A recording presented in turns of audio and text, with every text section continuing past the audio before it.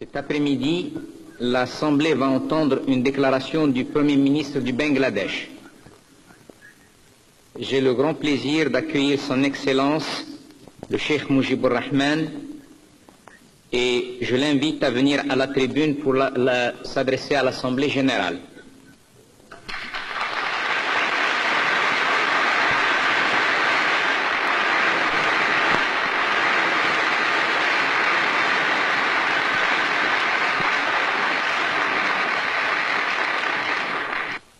বাংলাদেশ তার সকল প্রতিবেশী দেশের সঙ্গে সৎ প্রতিবেশী সুলভ সম্পর্ক প্রতিষ্ঠার চেষ্টা চালিয়ে যাবে।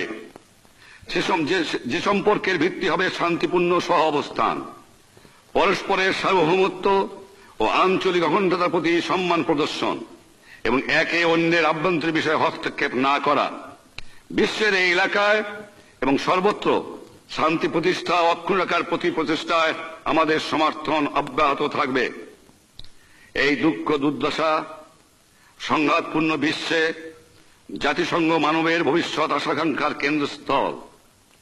নানা অসুবিধা ও নানা বিপত্তি সত্ত্বেও জাতিসংঘ তার জন্মের পর এক শতাব্দী কালেরও বেশি সময় ধরে রাজনৈতিক, অর্থনৈতিক, সামাজিক এবং সাংস্কৃতিক ক্ষেত্রে মানব জাতির অগ্রগতির গুরুত্বপূর্ণ অবদান রেখেছে।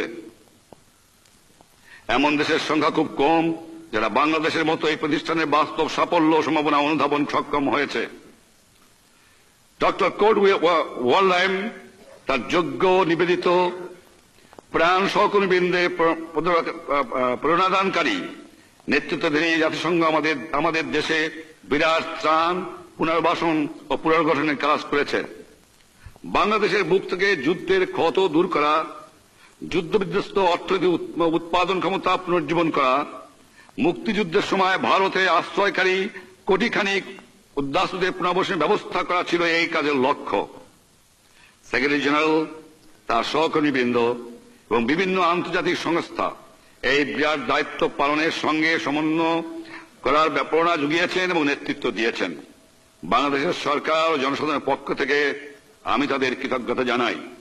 আমার দৃঢ় বিশ্বাস উপমহাদেশে অবশিষ্ট যে মানবিক সমস্যা রয়েছে তার সমাধানেও জাতিসংঘ এই রকমের গঠনমূলক মনোভাব নিয়ে এগিয়ে আসবে।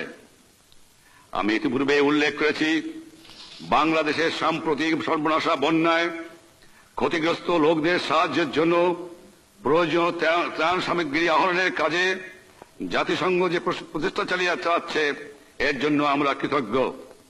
প্রাকৃতিক দুর্যোগের কবলে পড়ে যেসব দেশ বারবার ক্ষতিগ্রস্ত হয়, বাংলাদেশ তাদের অন্যতম। তাই প্রাকৃতিক দুর্যোগ থেকে উদ্ভূত পরিস্থিতির মোকাবেলায় বিশ্ব সমাজের দ্রুত এগিয়ে আসার উপযোগী একটি নিয়মিত প্রাতিষ্ঠানিক ব্যবস্থা গঠনে বাংলাদেশের বিশেষ স্বার্থ নিহিত রয়েছে। অবশ্য সূচনা হিসাবে এই ধরনের একটি ব্যবস্থা ইতিমধ্যেই রয়েছে। এই ব্যবস্থা হল জাতিসংঘের বিপর্যয় ত্রাণ সমন্বয়কারীর অফিস স্থাপন। এই সংস্থাটি যাতে কার্যকরভাবে তার ভূমিকা পালন করতে পারে সেজন্য সংস্থাটি শক্তিশালী করে তোলা একান্ত দরকার। জাতিসংঘের সদস্য দেশগুলোর এ ব্যাপারে বিশেষ দায়িত্ব রয়েছে। প্রিয় প্রেসিডেন্ট, সর্বশেষে আমি মানবের অসাধ্য সাধন ও দুরূহ বাধা অতিক্রমের অদম্য শক্তির প্রতি আমাদের পূর্ণ আস্থার কথা আবারও ঘোষণা করতে চাই।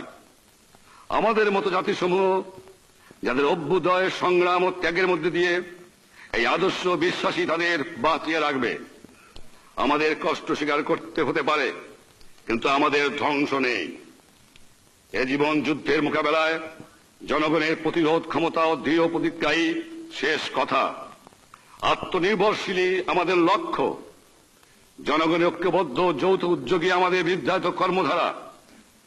এতে সন্দেহের কোনো অবকাশ নেই যে আন্তর্জাতিক সহযোগিতা এবং সম্পদ ও প্রযুক্তিবিদ্যার অংশীদার আমাদের কাজকে সহজতর করতে পারে, জনগণের দুঃখ কষ্ট লাঘব করতে পারে। কিন্তু আমাদের ন্যায় উদীয়মান দেশসমূহের অবশ্যই নিজেদের কার্যক্ষমতার প্রতি আস্থা রাখতে হবে। মনে রাখতে হবে, জনগণের ঐক্যবদ্ধ ও সম্মিলিত প্রচেষ্টার মাধ্যমে শুধু আমরা আমাদের নির্দিষ্ট লক্ষ্যে পৌঁছতে পারি, গড়ে তুলতে পারি উন্নততর ভবিষ্যৎ।